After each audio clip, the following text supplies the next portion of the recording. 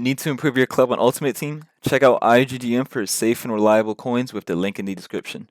Get an extra 5% discount with code NA. What's good, y'all? In this video, I'm going to show you guys my settings that I use on FIFA Ultimate Team.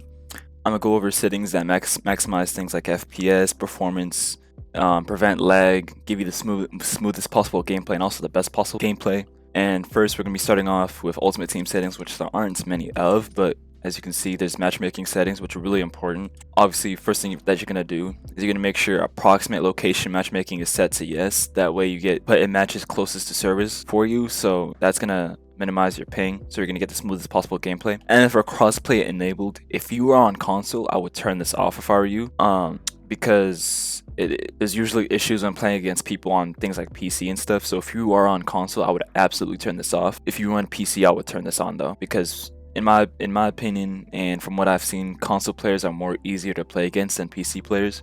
I find PC players to be way more sweatier than console players, so yeah. Going into game settings, you're going to leave everything at defaults. You're going to have timed finishing on because timed finishing is very useful. A lot of people suggest to turn it off, and if you are willing to use it, I would absolutely turn it on. If you don't plan to use it at all, keep it off because it might get in the way at times, but I highly suggest it's something that you get to learn. It's really useful for things like long shots, especially with Travellas and finesse shots. It's going to put them top bins if you can get a green. So keep it on if you're able to use it. If you don't want to use it at all, just turn it off, then don't waste your time. Passing, everything, all of these you keep on default. Defending, advanced defending is the way to go. If you're new and you want something that's comfortable for the time being, you can use tactical because tactical is closer to previous FIFAs, I guess.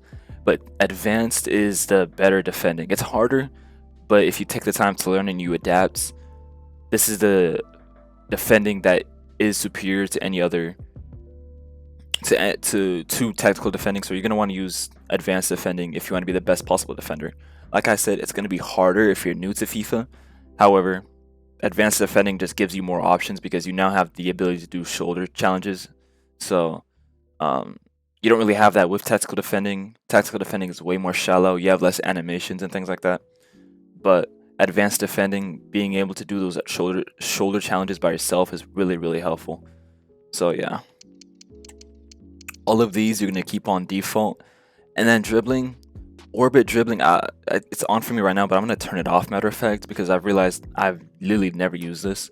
It's a new feature this year, and honestly, I haven't seen anyone use it at all. I don't know why they even added it. I don't think it was executed very well, so you might as well turn it off if you don't plan on using it, just in case, so you don't end up like pressing the wrong buttons by accident and accidentally going to orbit dribbling and then getting messed up. But I know right now I turned it off for sure, so. And then going down to analog sprint, keep it off because I don't know why you would want to control how fast your sprint is, because either way you're gonna have the same amount of consequences. So just keep it off, because if you're holding down RT or right trigger, you're gonna want to go the fastest you possibly can. There's gonna be no benefit on controlling your speed really. So analog sprint at off is ideal.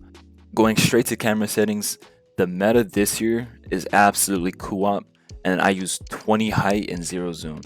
The reason why we do this is because this FIFA is a lot more tactical than other FIFAs. Passing is way more crucial. What separates a good player from a bad player is whoever can pass better, compared to other years where, you know, it was more dependent on who's a better left stick dribbler and things like that. This year it's a matter of who can see the better passes and make those better passes. And using the co-op camera with 20 height and 0 zoom gives you the best visibility for every single player on your field. So I would highly suggest this over any other camera type. As you can see in the thumbnail right here, you get a huge view of basically like half of the field, which you can see basically like anyone important, and you can use the minimap to see players that are really far away if you plan on doing like a huge pass. But yeah, absolutely co-op, 20 height, 0 zoom is what I suggest. I wouldn't touch anything else. I don't think anything else is necessary.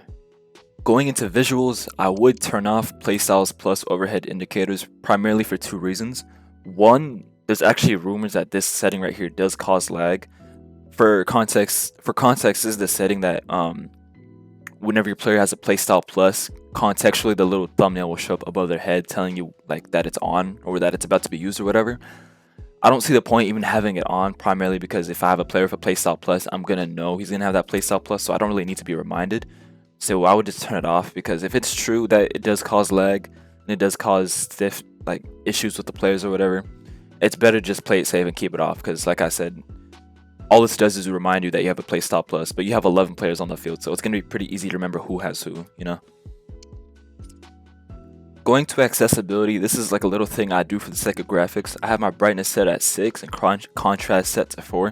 This is like a little thing just for making it look better for my eyes. It doesn't really change gameplay, obviously, or experience. It's just a matter of making it look a little bit better. I like this because it's, I don't know, it's just personal preference, but you guys can do this as well. And then display configuration, this is for PC players, which obviously I am. What you're obviously going to want to do for maximum FPS is, one, you're going to want to set the game at your maximum resolution. For me, it's 1440, as you can see, or 2K. Full screen, and you're going to want to make sure it's always on full screen. You don't want windowed borderless. I know that can be convenient, but normally you're going to want full screen. And then you want to set the refresh rate to the highest you can, which unfortunately for FIFA, the highest that it can go is 144. I have a 165 monitor, but apparently it doesn't go to that. It only goes on 44, so I have to cope with that, I guess. Frame rate, no limit. However, if you have like a really good GPU, I would consider 120, especially if you plan on like recording your gameplay or whatever, because there can be issues trying to record the gameplay if you have like 200 plus FPS. But this isn't really a big deal for me because I don't get over 120 FPS like that. So no limit for me. Vertical sync, you don't really need this until like you do need it, which you would need if, like I said, you're getting too much FPS, but that's not gonna be an issue for most people.